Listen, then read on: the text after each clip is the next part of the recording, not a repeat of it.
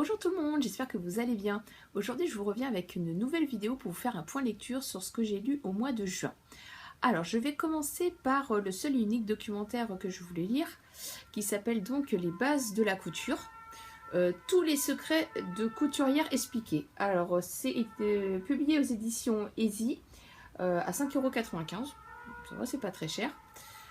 Donc c'est découpé donc en leçons comme vous pouvez voir. Comment coudre un bouton, comment coudre des agrafes, des barrettes, des points pression. Ça va jusqu'à comment confectionner un col officier, un col Claudine aussi. Voilà, les deux premières leçons, c'est sur la couture à la main. Voilà, tout simplement. Et après, quasiment tout le reste, c'est à la machine.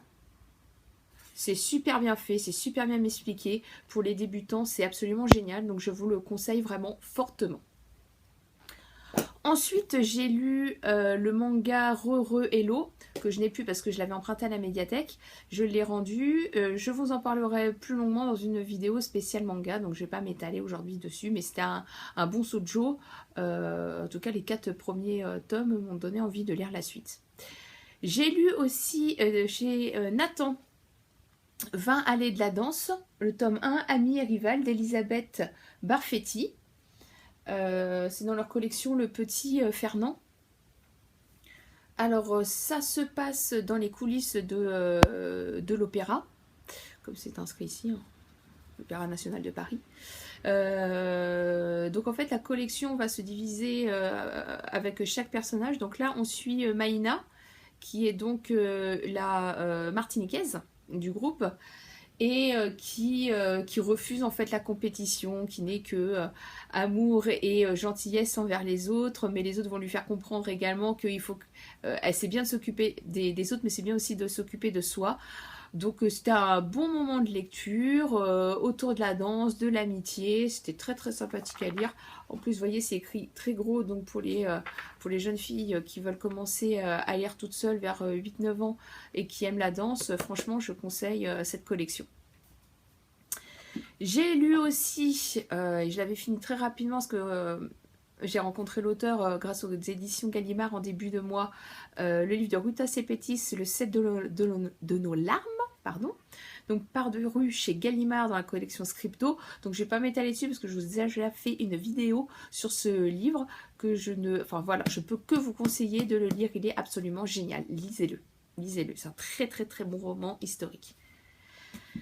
J'ai lu aussi, enfin, j'avais dit que je le lirais et je l'ai lu, La dernière reine d'Haïti d'Élise Fontenaille paraît aux éditions du Rouergue Jeunesse dans leur collection dos à dos.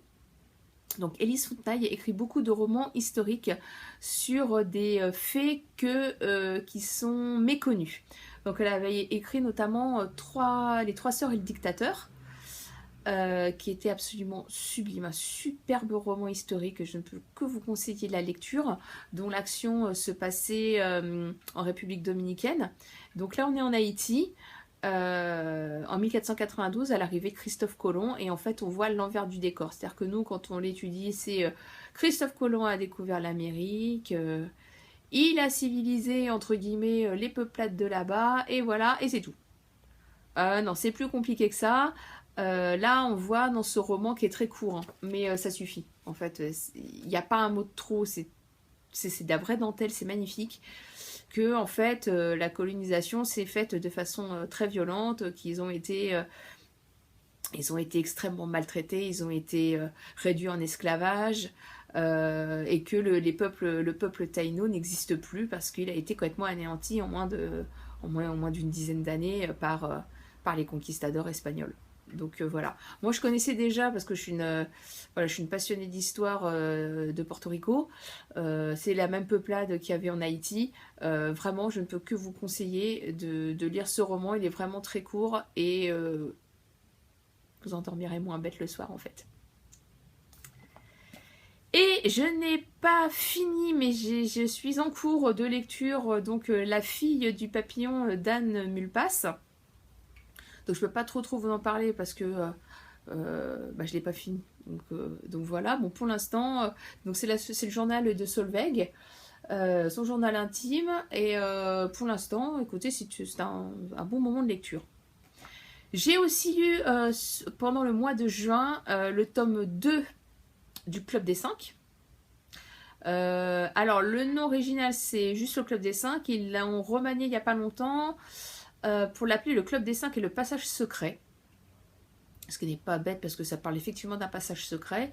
Donc je ne vais pas vous faire l'offense de vous dire de quoi ça parle. C'est quand même le Club des 5, généralement tout le monde connaît. Moi j'ai pris un très très grand plaisir à relire ce roman. Et je vais continuer à relire plein de Club des 5 parce que en fait ce sont les seuls romans entre guillemets policiers ou d'enquête que je peux lire. Parce qu'il n'y a pas de violence et rien du tout. Donc ça ne m'empêchera pas de dormir le soir. Voilà, tout simplement. J'ai aussi lu la BD, le tome 2 à 5, parce que la médiathèque n'avait pas le tome 1 de Mortel Adèle, de Monsieur Tan. Alors, Mortel Adèle, si vous ne connaissez pas, franchement, lisez-le. Lisez-le parce que Adèle, elle est à mourir de rire. Elle est cynique, elle est méchante, elle veut toujours se débarrasser de son chat. Ah non, elle est géniale, franchement, c'est à mourir de rire, c'est génial. Lisez Mortel Adèle, franchement, c'est trop génial. Et j'ai lu aussi, que j'ai également rendu, Imami de Suzy Morgenstern, qui parle d'un adolescent, Sam, qui va habiter chez sa mamie Martha à Nice. En fait, c'est ses parents qui se débarrassent un peu de lui, parce qu'il est trop accro aux écrans, au téléphone, etc. Donc là-bas, il n'y en a pas. Et c'est pour le faire travailler. Et en fait, la mamie va s'acheter elle-même un ordinateur, ce qu'elle ne connaissait pas, et va commencer elle-même à tomber accro et va délaisser son petit-fils, et elle va comprendre en fait l'addiction de son petit-fils. C'est super drôle, et en fait, on ne sait pas en fait qui aide qui. Est-ce que c'est Sam qui aide sa grand-mère, ou est-ce que c'est sa grand-mère qui aide Sam? Et c'est une profonde amitié entre les deux, un amour incroyable. Vraiment, c'était un très très très bon moment de lecture, et c'est un roman que je peux vraiment vous conseiller les yeux fermés. Voilà, donc c'est à peu près tout ce que j'ai lu au mois de juin. Si, j'en ai un autre. J'en ai un autre que je n'ai plus non plus, qui s'appelle, que j'ai lu, qui s'appelle In the After, de, alors attendez, je ne me souviens plus du nom, Demetria Lunetta, chez Lumen. C'était pas prévu que je le dise. Il était là, sur mon bureau, il me faisait « Coucou, lis-moi ». Ben, j'ai lu. Voilà. C'est de la SF. C'est la fin du monde. Les aliens débarquent d'un coup. Ils dévorent tous les humains.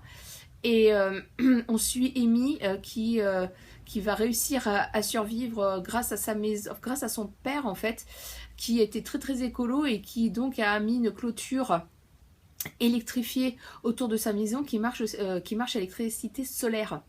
Donc du coup, elle se retrouve en fait dans un espèce de bunker. On voit comment est-ce qu'elle va survivre. Ce qui est très intéressant, c'est que pour une fois, on a beaucoup quand même de descriptions de comment marche le monde après. Comment elle survit. Et ça, c'est vraiment intéressant parce que d'habitude, on n'a pas ça dans ce genre de roman de SF et de dystopie.